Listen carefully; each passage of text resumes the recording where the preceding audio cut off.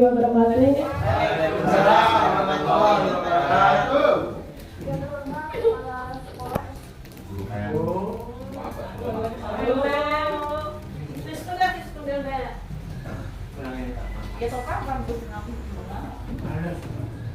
Terhormat Kepala Sekolah SDN Tembalang atau yang mewakili, dan Bapak Ibu guru serta staf tata usaha SD Negeri Tembalang yang hormati. Puji syukur kehadirat Allah Subhanahu wa taala yang telah memberikan rahmat dan karunia-Nya kepada kita semua sehingga kita dapat berkumpul pada siang hari ini dalam kegiatan pemaparan penjaringan hasil penjaringan kesehatan gigi dan mulut di SD Negeri Tembalang. Tak lupa salawat dan salam kita aturkan kepada junjungan kita Nabi besar Muhammad SAW yang kita tunggu-tunggu syafaatnya di hari akhir nanti. Bapak Ibu yang saya hormati, izinkanlah saya Febriana Putri selaku pembawa acara akan membacakan susunan acara pada siang hari ini. Yang pertama yaitu pembukaan, yang kedua sambutan-sambutan, yang ketiga pemaparan penjaringan, yang keempat dan yang kelima penutup. Sebelum kita memulai acara pada siang hari ini, mari kita buka acara pada siang hari ini dengan membaca basmalah bersama. Bismillahirrahmanirrahim. Meningkat ke acara selanjutnya yaitu sambutan-sambutan. Untuk sambutan yang pertama akan dibawakan oleh Ibu Alinda Eka SPD sebagai perwakilan Kepala Sekolah SD Negeri Tembalang dalam acara pada siang hari ini. Kepada Ibu Alinda Eka, waktu dan tempat saya persilakan.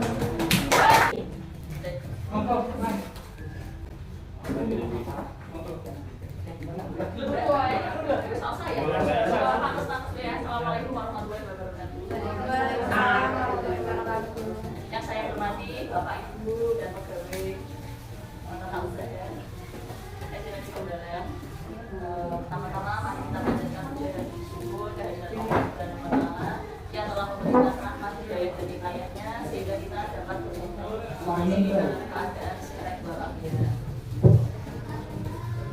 Pertama-tama saya mengucapkan terima kasih atas kinerja Mbak-mbak PPL dari Politekes ya, yang kemarin sudah melakukan penjaringan. Kami harapkan apa yang dilaksanakan membawa dampak baik kepada SD Negeri Tembalang, terutama untuk anak-anak kedepannya supaya lebih sehat. Kalau anak-anak sehat, insya Allah juga anak-anak kedepannya lebih maju, tambah berprestasi dan tambah bersinar. Sekian dari saya. Wassalamualaikum warahmatullahi wabarakatuh.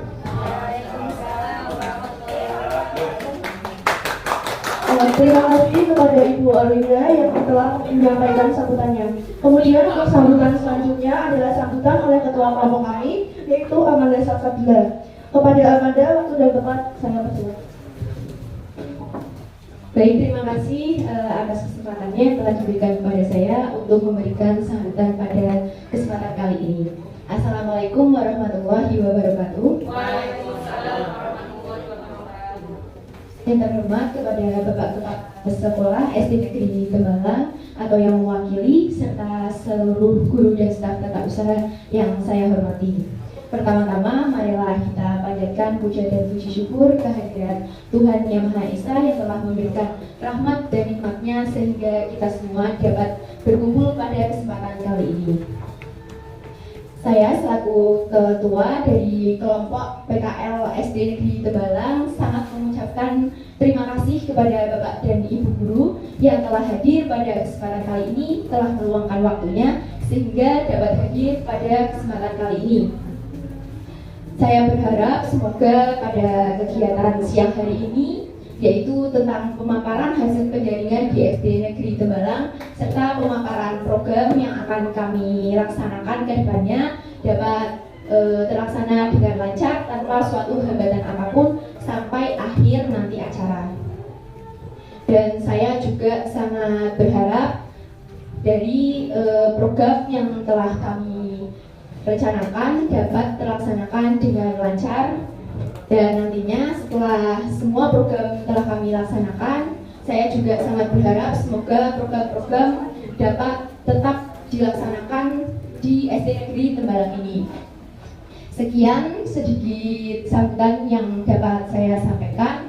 Kurang lebihnya mohon maaf. Saya ucapkan terima kasih. Wassalamualaikum warahmatullahi wabarakatuh. Terima kasih kepada Manesa Sabila atas sambutannya. Kemudian acara selanjutnya yaitu pemaparan hasil penjaringan kesehatan gigi dan mulut yang akan dipaparkan oleh rekan-rekan saya. Bagi yang bertugas memaparkan hasil penjaringan, waktu dan tempat saya persilahkan.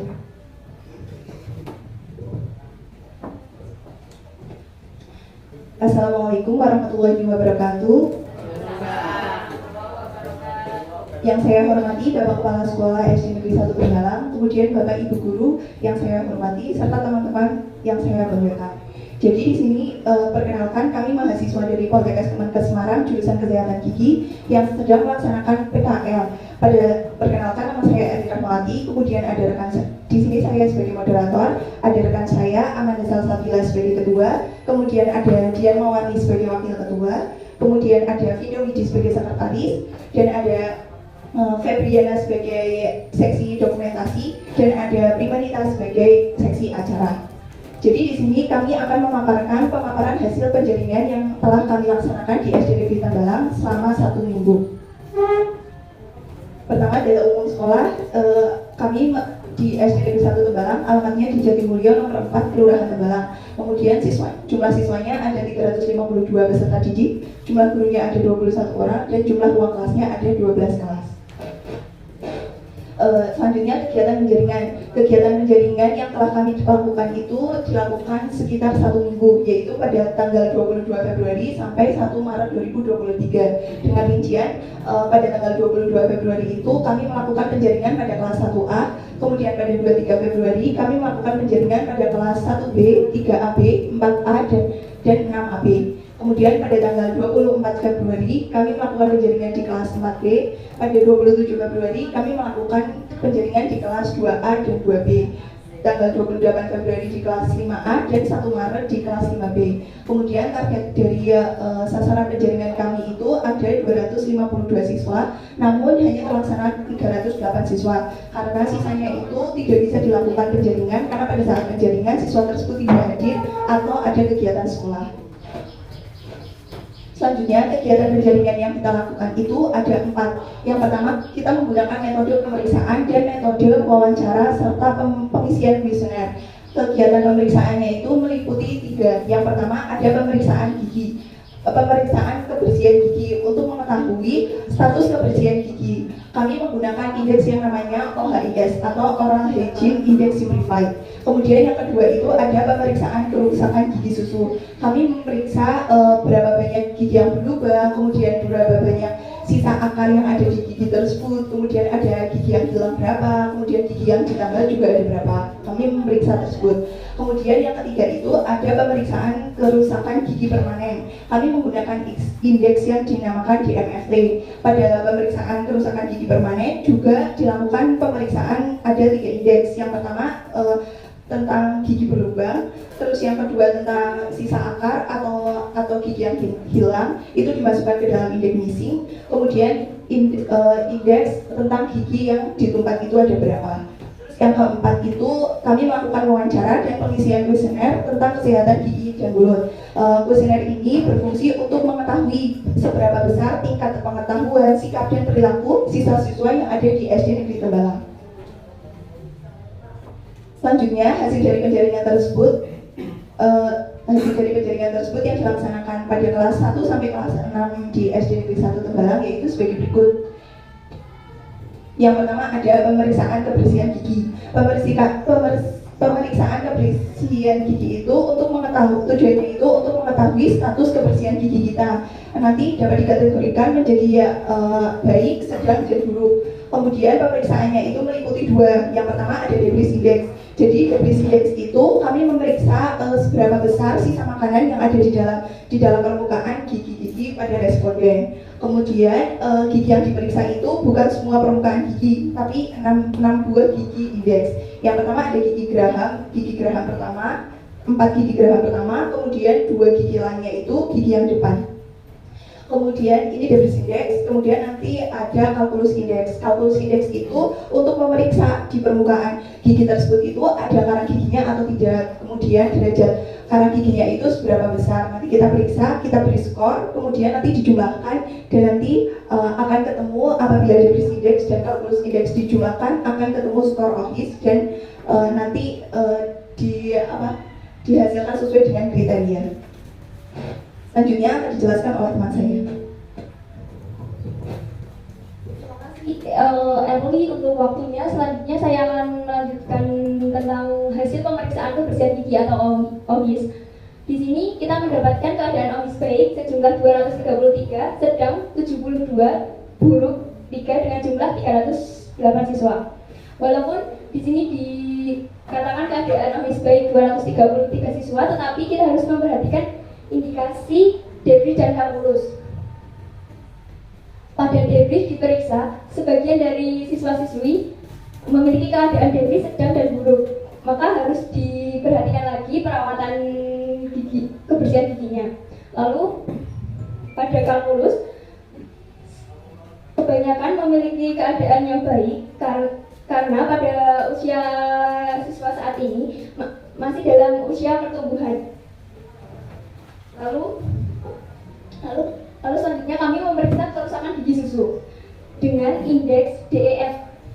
D yaitu dikai atau karies atau yang sering kita kenal dengan rongga gigi dengan jumlah siswa 463 dengan rata-rata 1,5. Kemudian ada E atau extraction atau sering dikenal dengan gigi yang hilang karena gigi berlubang atau gigi sisa akar dengan jumlah 349 dengan rata-rata 1,13. Kemudian ada filling atau gigi yang ditambal tetapi tambalannya masih baik dengan jumlah 8 siswa dengan rata-rata 0,03. Skor rata-rata kerusakan gigi susu adalah 2,6, sedangkan target nasional adalah kurang dari 2. Sehingga dapat disimpulkan bahwa status kesehatan gigi susu belum memenuhi target nasional. Maka dari itu perlu dilakukan perawatan lanjutan. Selanjutnya kerusakan gigi tetap atau permanen. Pada pemeriksaan gigi tetap atau permanen ini kita menggunakan indeks DMFT, yaitu D dikai atau karies atau gigi berlubang, lalu missing atau gigi yang hilang karena karies atau karena sisa akar, lalu filling tambalan gigi. Dengan dikai jumlahnya 151, rata-ratanya 0,49, lalu missing 0 dan filling 0. Skor rata-rata kerusakan gigi permanen atau DMFT yaitu 0,49, sedangkan target nasional kurang dari 2, sehingga dapat disimpulkan bahwa status kesehatan gigi permanen sudah memenuhi target, tetapi perlu diperhatikan lagi keadaannya dengan melakukan tindakan pencegahan agar target ini selalu terpenuhi dan kerusakan tidak berlanjut. Lalu akan dilanjutkan oleh teman saya. Terima kasih atas kesempatannya, Vinda. Selanjutnya, saya akan menjelaskan mengenai hasil dari lembar kuesioner. Jadi kita memberikan kuesioner dengan tiga tema, yaitu yang pertama itu ada pengetahuan, kemudian ada sikap dan juga ada tindakan. Dari pengetahuan itu kita memberikan 10 soal, yaitu rata-rata atau sebagian besar soal yang kita berikan itu mengenai tentang kebiasaan menyikat gigi dan juga kebiasaan mengkonsumsi makanan dan minuman manis. Ini merupakan kuesioner yang kita berikan kepada siswa dan siswi, yaitu ada 10 soal, bisa dilihat pada layar PPT.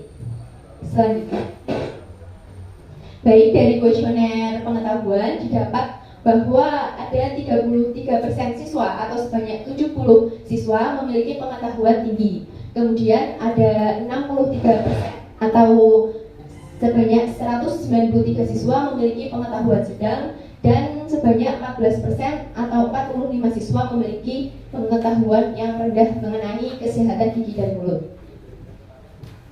Selanjutnya, ini merupakan lembar kuesioner sikap yang sudah kami berikan kepada siswa-siswi.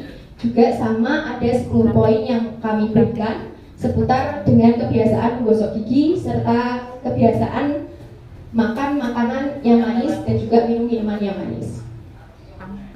Selanjutnya, hasil yang kami dapat mengenai kuesioner sikap ini sebanyak 9% atau 27 siswa memiliki sikap tentang kesehatan gigi dan mulut yang tinggi, dan ada 80% atau 247 siswa memiliki sikap yang sedang, dan ada 11% atau 34 siswa yang memiliki sikap yang rendah mengenai kesehatan gigi dan mulut.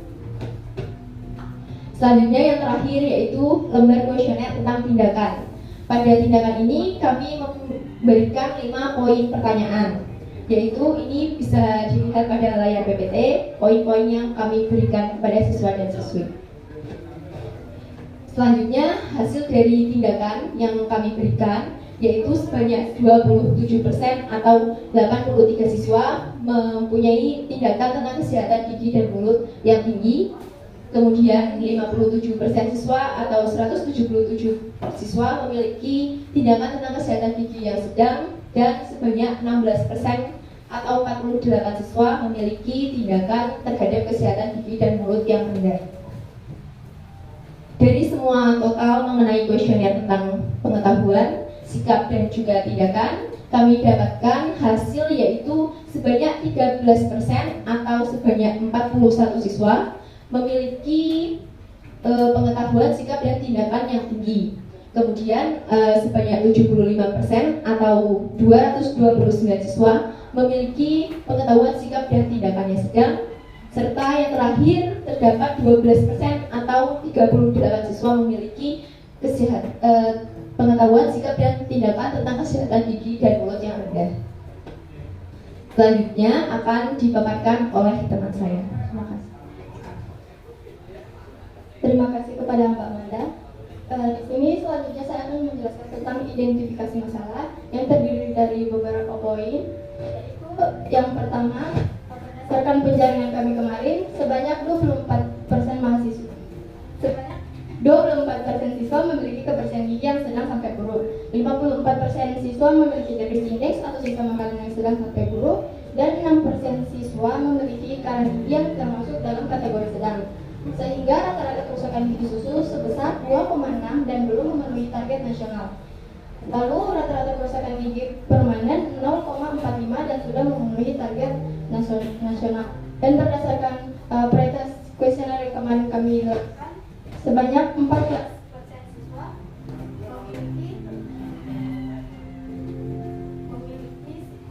memiliki pengetahuan yang buruk tentang kesehatan.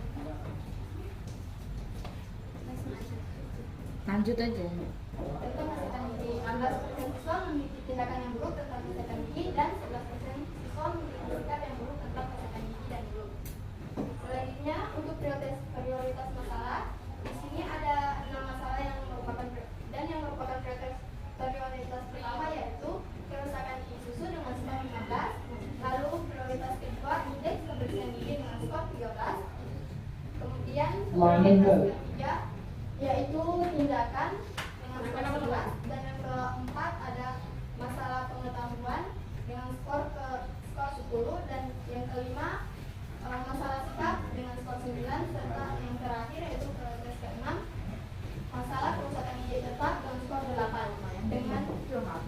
Dengan keterangan skor sebagai berikut, yaitu skor 5 sangat mendesak dan 4 mendesak, skor 3 cukup, skor 2 kurang mendesak, dan skor 1 tidak mendesak. Selanjutnya akan dijelaskan oleh teman saya.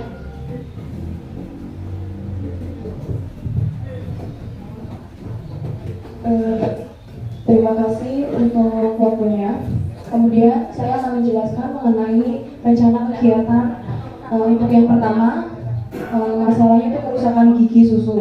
Untuk penyebabnya itu ada kebiasaan mengkonsumsi makanan yang manis dan lengket. Kemudian yang kedua, oral hygiene yang buruk. Kemudian untuk pemecahan masalahnya, yang pertama dilakukan visualisasi untuk mencegah karies berkelanjutan. Kemudian yang kedua dilakukan pencabutan pada gigi dengan derajat goyang 2-3. Kemudian untuk masalah yang kedua itu indeks kebersihan gigi. Untuk penyebabnya yang pertama waktu dan cara menggosok gigi yang kurang tepat, kemudian mengunyah dengan satu sisi rahang, kemudian kurang konsumsi makanan yang berserat dan berair. Kemudian untuk pemecahan masalahnya, yang pertama dilakukan pembersihan karang gigi, Kemudian yang kedua, demonstrasi cara menggosok gigi yang baik dan benar secara massal. Next. Kemudian untuk masalah yang ketiga yaitu masih rendahnya pengetahuan, sikap, dan tindakan tentang kesehatan gigi. Untuk penyebabnya itu kurangnya edukasi mengenai kesehatan gigi dan mulut. Untuk pemecahan masalahnya itu yang pertama penyuluhan kesehatan gigi dan mulut, kemudian pelatihan kader kesehatan gigi melalui dokter kecil.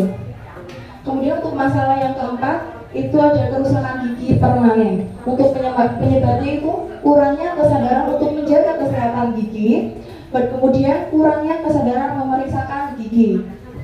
Untuk pemecahan masalahnya itu bisa dilakukan penambalan pada gigi berlubang, kemudian pengolesan topikal aplikasi untuk mencegah gigi berlubang. Kemudian ada perencanaan waktu kegiatan. Untuk hari Senin 6 Maret itu kegiatan yang akan dilakukan itu ada pelatihan kader kesehatan gigi. Sasarannya anggota dokter kecil, kemudian tepatnya itu di masjid. Kemudian pada hari Selasa 7 Maret itu ada kegiatan penyuluhan. Sasarannya itu ada sesi pertama kelas 1A sampai 3B, kemudian sesi kedua kelas 4A sampai kelas 5B, itu tepatnya di ruang kelas. Untuk hari Rabunya nanti melakukan tindakan preventif, macam-macam, ada topikal aplikasi, kemudian ada resursilan. Sasarannya itu ada siswa yang terindikasi. Untuk tempatnya itu di UKS. Kemudian hari Kamisnya itu melakukan tindakan scaling. Untuk sasarannya siswa yang terindikasi parang gigi, kemudian tempatnya itu di klinik Poltekkes. Kemudian untuk hari Jumatnya senam sikat gigi, kemudian ada sikat gigi massal. Sasarannya itu seluruh siswa, kemudian kelas 1A sampai kelas 3B di lapangan. Kemudian untuk hari Senin 13 Maret itu akan dilakukan penambalan. Sasarannya siswa yang terindikasi, kemudian tempatnya di klinik Poltekkes. Kemudian untuk hari Selasa 14 Maret itu akan dilakukan tindakan pencabutan. Untuk sasarannya siswa yang terindikasi cabut, kemudian tempatnya itu di klinik Poltekkes. Untuk hari Rabunya nanti akan ada penanaman tumbuhan herbal gigi. Sasarannya itu kader penghijauan, tempatnya itu di taman. Kemudian hari Kamis 16 Maret penyusunan laporan. Sasarannya itu nanti mahasiswa sendiri, tempatnya itu fleksibel.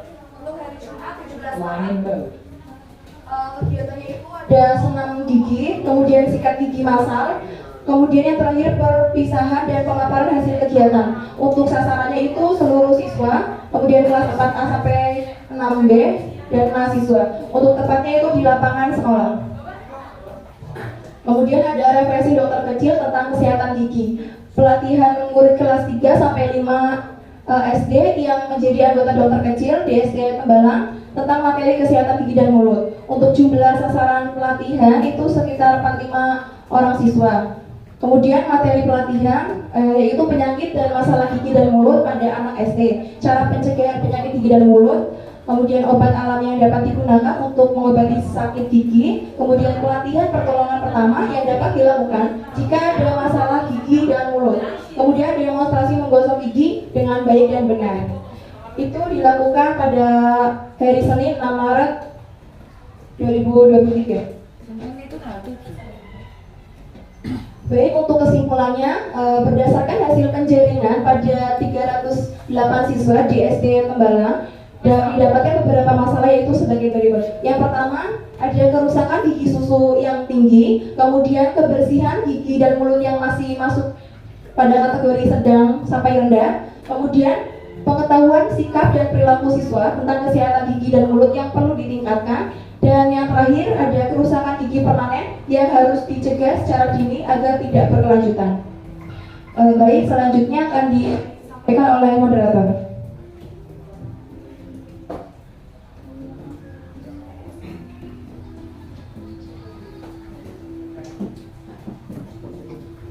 Baik, sekian pemaparan hasil penjaringan yang telah kami paparkan. Untuk Bapak dan Ibu Guru, apabila ada pertanyaan, kami persilakan.